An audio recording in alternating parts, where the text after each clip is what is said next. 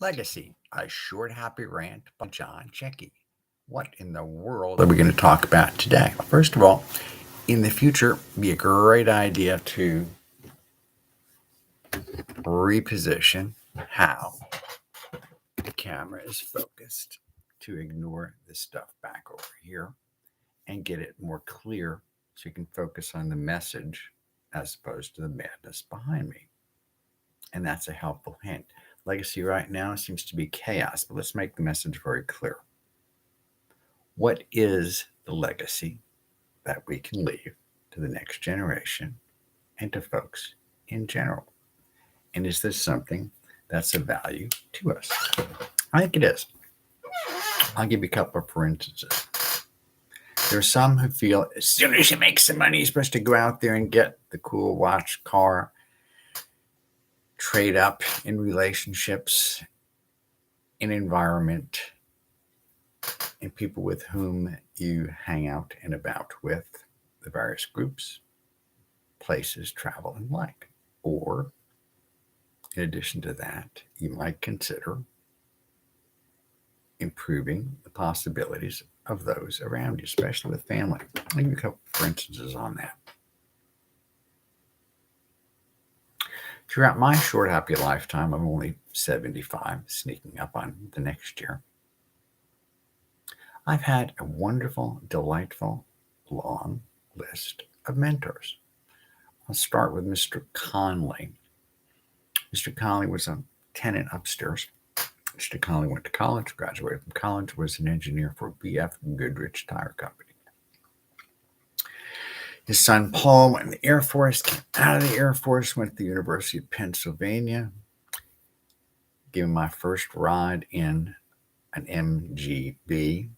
Football coach earlier gave me my first ride in a Jaguar XK120, which is such a thrill. Been buying Jaguars ever since, it seems like. But let's get back to Mr. Conley. Mr. Conley was kind enough to teach me what to do after dinner. Rather than watch television and watch other people make a living and be fascinated and entertained, why not instead be educated? How do you do that? While you're walking around the block, you can listen to someone who knows a lot more than you do and find out about the stock market, about life, about education, about the future of humanity. You can find out about how to live your life. You can learn how to spend less money than you make. You can learn how to exercise. You can learn how to walk about to help your food digest properly. You can learn to listen, learn, and then most importantly, apply the information that you've learned. Then you can turn right around and pass that legacy on to the next generation. How do you do that? Now, in my case, I remember being in, of all things, the Sea Scouts, this wonderful group of people that you get to dress up in a sailor suit when you're in high school and go on little Navy surplus boats and go on trips. That's the good news. The bad news is we go either on the Passaic River or the Hackensack River, I forget which. Go out to the New York Harbor, go out to Long Island or down the shore of New Jersey's coast at 4 knots. 4 knots is slightly more than 4 miles an hour. You take all ding dong day to get down the shore, which is normally about an hour drive, or all day to get to Long Island, which might be an hour and a half, 2-hour drive. And I said, gee, what do you do while the boat's putting along? And they said, we smoke cigars. And this is back in the 1960s, early 60s. And it was possible for a 16-year-old boy, me, to go to the sweet shop, candy store, newsstand, and buy some cigars. So what, some Habitant Jewels and some Thompson cigars. I think that's what they were called. And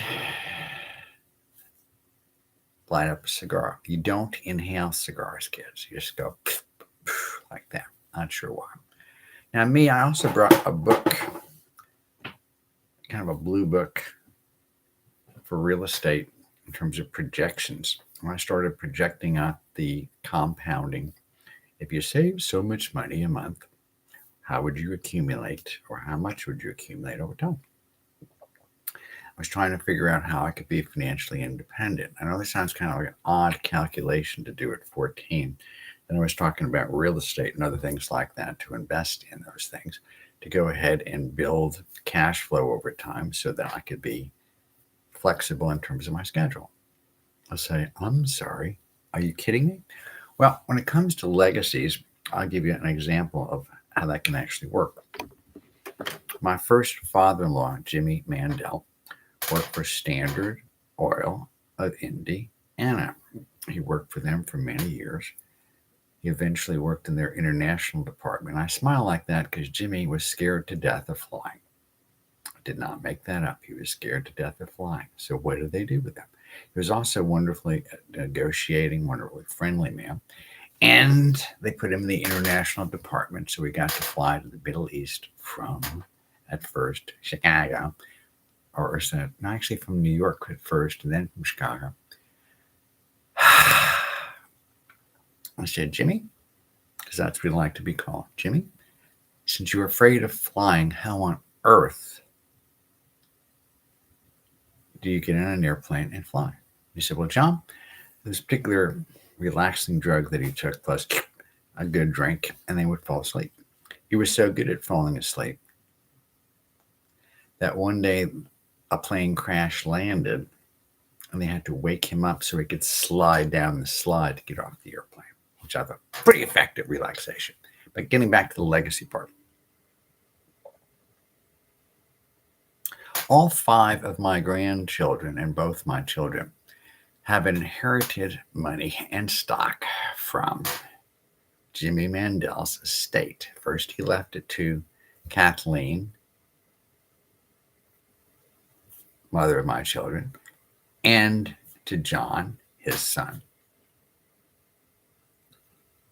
When Kathleen passed, went to heaven, she left a legacy for Stephanie, JJ, John Joseph III, Zachariah, Elizabeth, Sarah, and also little Corey, which is what we call her, and Cameron. That's 7 people. All 7 of those people inherited either stock or money or house, which is amazing. So they all have a start in life to go ahead and do what they need to do next, which is a great legacy and gift. It's also biblical in terms of that, where a wise man, a generous man or woman, or both, leave a legacy to their children's children. Now, let's say instead you spent your whole life as a missionary. You didn't accumulate money, but you've left a legacy of the saving work of Jesus Christ to many, many, many, many, many people over time. And that mushrooms out too. I'll tell you another story on that. Once I was scuba diving all by myself out in Arkansas, I had a whole bunch of stuff. And a couple of young men in their 20s said to me, do you have a son named Chris? I said, yes. And they said, hi, Pop, how are you? Well, these kids have been on the same teams Chris has been on. I'd taken them out to a place called Golden Corral a million years ago. And they remembered me and they asked, do you need some help, Pop, carrying that stuff? A wonderful example of how that loops around back to you. When you do good, sometimes it actually comes back to you. Not all the time, but sometimes it actually does. So if you choose to leave a legacy, by all means do. Personally, I found the legacy that Mr. Conley was kind enough to teach me, along with his amazing son, Paul, really helped me establish what I wanted to be when I grew up. Give financial advice, make investments, help people have fun and still have money. pass that on to my son who works with me, and he too is helping folks have fun and still have money and help people put floors under some of their investments and get some guarantees and some long term performance potential over time. And we've helped lots of folks over time educate their kids, retire successfully, enjoy their lives, and travel, and occasionally even buy a summer place. Have fun, be well. This is John Checky, co founder of Checky Financial. Hope you're having fun. Look forward to seeing you sooner and later.